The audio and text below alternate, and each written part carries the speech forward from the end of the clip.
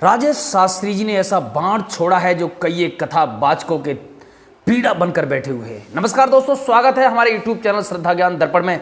मैं हूं अनिल शास्त्री। कैसे हैं आप लोग? उम्मीद करता हूं अच्छे ही होंगे। सबसे पहले हमारे चैनल पर जो नए आए हुए हैं सभी से निवेदन है आप हमारे चैनल को सब्सक्राइब करें और बेल आइकन दबाना न भूलें।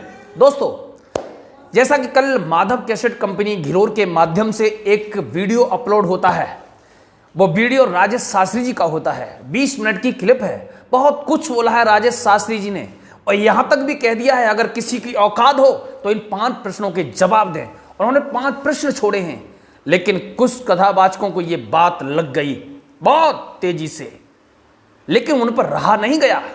अचानक हमारी स्वयं मनीष शास्त्री जी से बात होती है, क्योंकि जब जब राजेश शास्त्री जी कोई ना कोई प्रश्न लेके आते हैं तो मनीष शास्त्री जी उनके उत्तर देने के लिए हमेशा तैयार रहते हैं। आज नहीं, पहले का रिकॉर्ड बता रहा हूं मैं। पहले के रिकॉर्ड जब हमने देखे तो राजेश शास्त्री के प्रश्नों के जवाब हमेशा मनीष शास्त्री जी ने दिए हैं। क्या होता है आगे, हमने मनीष शास्त्री जी से कॉल की थी और मनीष शास्त्री जी से हमारी बात हुई तो क्या कुछ कहा मनीष शास्त्री जी ने, सुनिए जी। नमस्कार। नमस्कार भैया जी, मैं श्रद्धा ज्ञान दर्पण से अनिल शास्त्री बोल रहा हूँ। जी। शास्त्री जी, लगातार सुबह से मेरे पास कॉल आ रही है, न जाने कितने फोन आ चुके हैं। और क्योंकि जब जब राजेश शास्त्री जी कोई ना कोई प्रश्न लेके आते हैं तब तब आपका निकलना होता है, आपने उनका जवाब दिया है। तो इसी तरीका से आज राजेश शास्त्री जी ने 5 प्रश्न छोड़े हुए हैं और लगातार सुबह से मेरे पास कॉल आ रही है कि क्या मनीष शास्त्री जी निकल के आ रहे हैं। तो आपका क्या कहना है?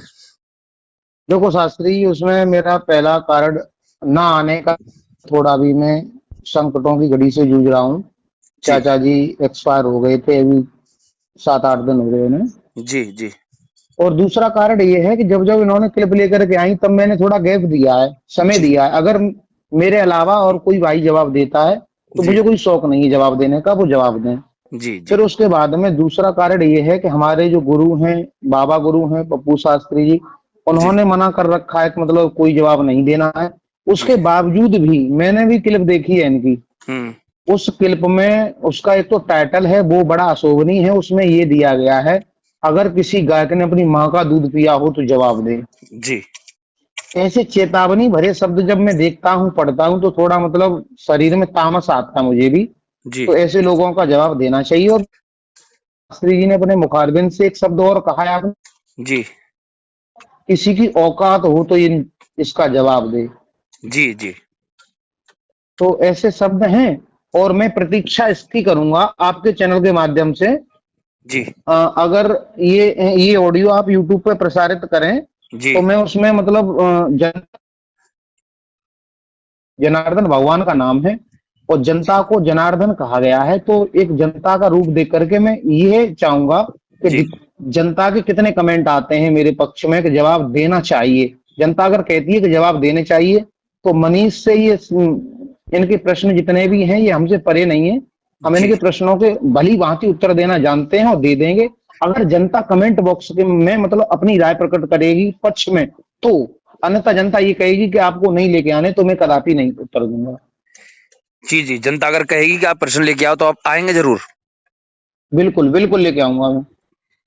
जी जी, ठीक ठीक ठीक ठीक शास्त्री जी, मैं ये जो आपकी आवाज है जनता तक पहुंचाऊंगा और जनता क्या निर्णय लेगी वो खुद मालूम पड़ जाएगा।